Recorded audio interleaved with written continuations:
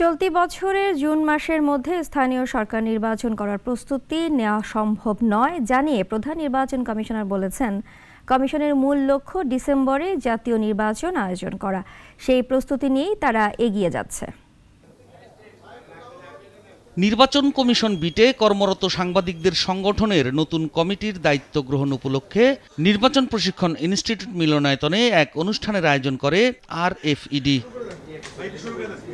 চলতি বছরের জুনের মধ্যে স্থানীয় সরকার নির্বাচন করা সম্ভব নয় ইঙ্গিত দিয়ে প্রধান নির্বাচন কমিশনার AM নাসির উদ্দিন বলেন, টার্গেট ডিসেম্বরে জাতীয় নির্বাচন। ইলেকশন ডেটের প্রায় অন্তত 2 মাস আগে শিডিউল ডিক্লেয়ার করা লাগে।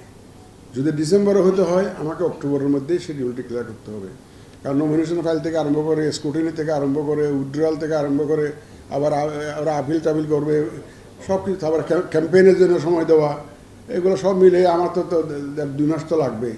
সুতরাং ডিসেম্বর হতে গেলে আমাকে তো অক্টোবরের মধ্যে শিডিউল ঘোষণা করতে হবে, যদি ডিসেম্বরে হতে হয়।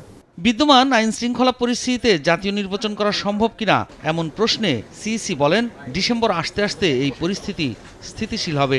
সারা দেশ যদি চায় যে একটা সুষ্ঠু নির্বাচন হোক, যখন জনগণ যখন একত্রিত হবে, তখন দেখবেন যে ওই যে আইন শৃঙ্খলা পরিস্থিতি যারা সৃষ্টি করতে চায় তারা আর এটা সাহস করবে না। এবং আমরা by the time election date comes, আমরা ইনশাল্লাহ আপনাদেরকে সাথে নিয়ে এমন একটা জোয়ার সৃষ্টি করব, মানুষের ওই বুট ছাড়া আর কোনো জিনিস চিন্তা থাকবে না। সুষ্ঠু নির্বাচনের জন্য ন্যূনতম যে সংস্কার করা দরকার, কমিশন সেই উদ্যোগ নিচ্ছে জানিয়ে তিনি বলেন, সুষ্ঠু নির্বাচন করতে কমিশন ন্যূনতম সংস্কারের প্রস্তাব পাঠাবে সরকারের কাছে। ভোটের কেন্দ্র পাহারা দিবেন যাতে ভোট ডাকাতি না। সাইফুল শাহিন, নাগরিক, ঢাকা।